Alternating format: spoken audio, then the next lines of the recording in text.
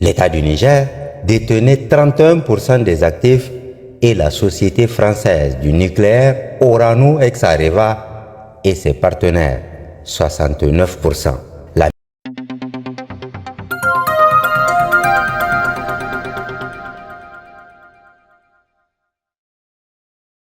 Une série de reportages sur plus d'un demi-siècle de l'exploitation de l'uranium au Niger. La dernière décision du Conseil national pour la sauvegarde de la patrie relative au retrait du permis d'exploitation du site d'Imouraran à Orano est une action qui s'inscrit dans le cadre global de la sauvegarde de nos richesses naturelles minières sur lesquelles dépend en grande partie le développement du Niger. C'est dans ce cadre qu'une grande équipe est dépêchée à Arlit pour revenir sur cette exploitation de l'uranium. La compagnie minière d'Akuta, Cominac, a vu le jour le 12 juin 1974 et a livré sa première tonne d'uranate 4 ans plus tard, en octobre 1978. L'État du Niger détenait 31% des actifs et la société française du nucléaire Orano Ex-Areva et ses partenaires 69%. La mine souterraine est à 250 mètres sous terre sur 7 km de long et 3 mètres de hauteur. Avant l'arrêt de ses activités le 31 mars 2021, en 47 ans, Cominac a produit un total de 75 800 tonnes, soit 75 800 000 kg d'uranate et employé 575 agents contre 71 actuellement. Ici se trouvait l'entrée de la mine souterraine. Désormais, cette entrée n'existe plus. Voici l'usine de la Cominac avant son démantèlement. Aujourd'hui, le même endroit est ainsi. La mine souterraine et ses annexes, toutes les liaisons aujourd'hui, jour fort, qui concernaient l'exploitation de la mine souterraine aujourd'hui, ont été entièrement réaménagées et passent aujourd'hui à la phase surveillance. L'usine de traitement de minerais ensuite également a entièrement été démantelée et l'ensemble des produits issus de la démolition de l'usine ont été stockés au niveau de la verse à résidus qu'on voit derrière nous. En près d'un demi-siècle d'exploitation, la Cominac se félicite d'avoir contribué au bien-être de la population. Et depuis un certain moment, l'État du Niger a enlevé sa production pour la vendre lui-même sur le marché. Et il y a aussi les redevances minières qui sont payées, les différentes taxes. Au-delà de ça, il y a d'autres retombées. Donc ça, c'est dans le cadre de responsabilité sociétale des entreprises. Cependant, la vie de certains anciens employés et leurs familles est loin d'être reluisante. La Cominac, vraiment que je ne sais pas comment je veux dire, c'est qu'il nous a déçus. Tout le monde qui est ici là, à Arlit, il n'a rien eu. Même en ville là, tu vas demander les gens qui sont en ville là, donc rien. On n'a rien bénéficié. À Cominac, on n'a rien bénéficié. Al-Hadi Al-Mokhtar, 70 ans, marié à 2 femmes et père d'une dizaine d'enfants, a commencé à travailler à Cominac en 1978 alors qu'il avait 33 ans. Il était payé à 3 500 francs CFA le mois pour ranger les plastiques contenant le minerai remontés à la surface.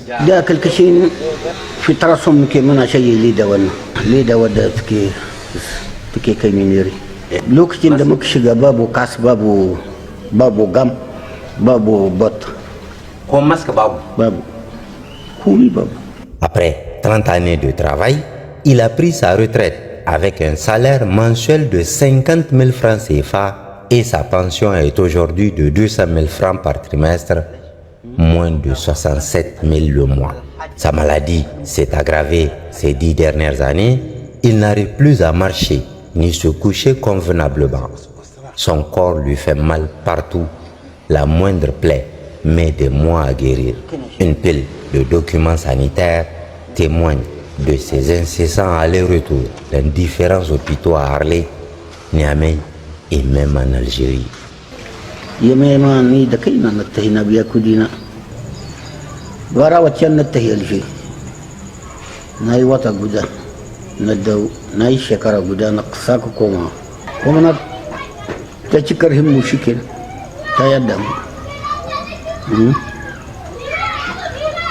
Sa famille non plus n'est pas épargnée de la souffrance. À chaque fois quand tu regardes papa se sent malade, avec la douleur, et surtout ces derniers temps, il ne dort pas. Que ce soit la nuit, la journée, il ne dort pas. En fait, même nous, on ne dort pas. Parce que s'il ne dort pas, nous aussi, on ne va pas dormir. Hinda, qui n'avait que 7 ans quand la maladie de son père a commencé, se souvient encore des moments agréables de son enfance. À chaque fois quand papa le sort, il ramène quelque chose. Dès qu'il revient, tout le monde est content. L'enfant criait, voilà papa, il est bien arrivé. Il court, le père amener des trucs. À manger.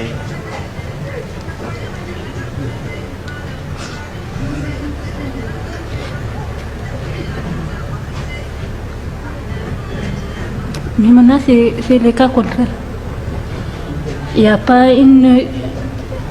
au fait, la radiation l'a rendu très malade. La situation d'Al-Mokhtar est certes difficile, mais elle est encore meilleure que celle de certains anciens employés de Cominac, la filiale d'Orano, ex-Arriva.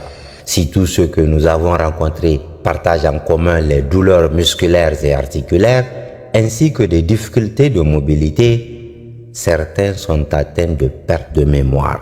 À 62 ans, Suleiman ne se rappelle plus du nombre de ses épouses et de ses enfants aussi. Combien de femmes, enfants? Des femmes, des enfants, 4 enfants. Hein? 4 enfants. Vous avez commencé à travailler à Cominac en quelle année? Je sais pas. Bon, vous avez travaillé, vous avez commencé à travailler quand vous aviez quel âge?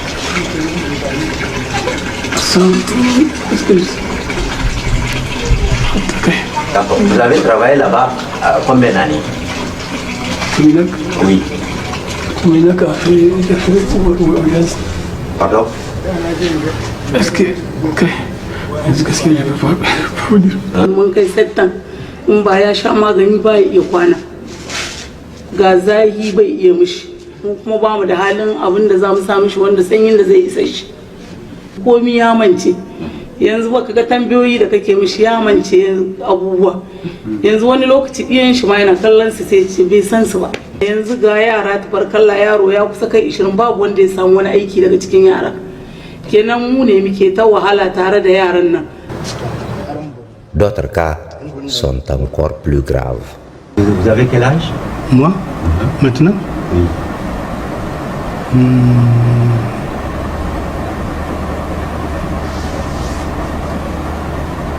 D'accord. Vous avez travaillé à Cominac? À Cominac. Pendant combien d'années? Vous avez travaillé là-bas pendant combien d'années?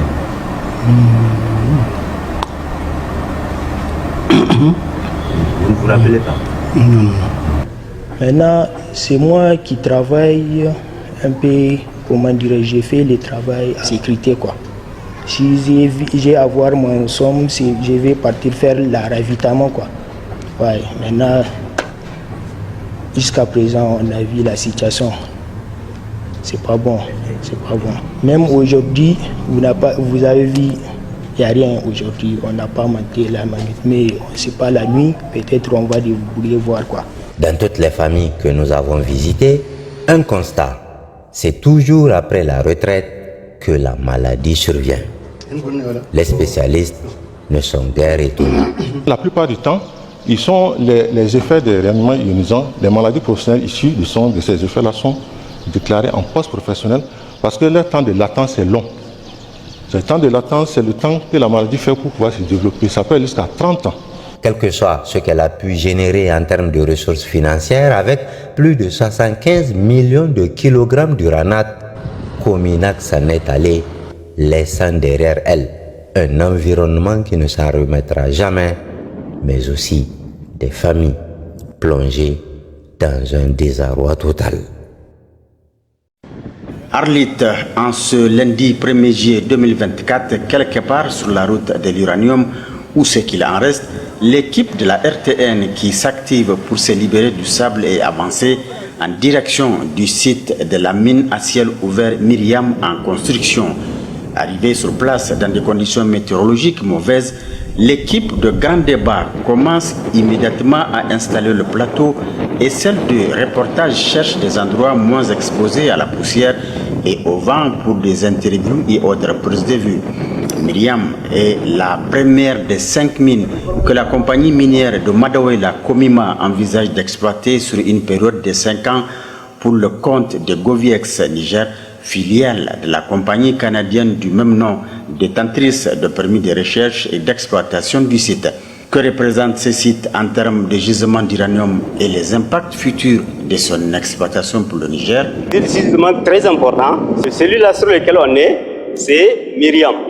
Il a dans les 10 millions de livres d'uranium.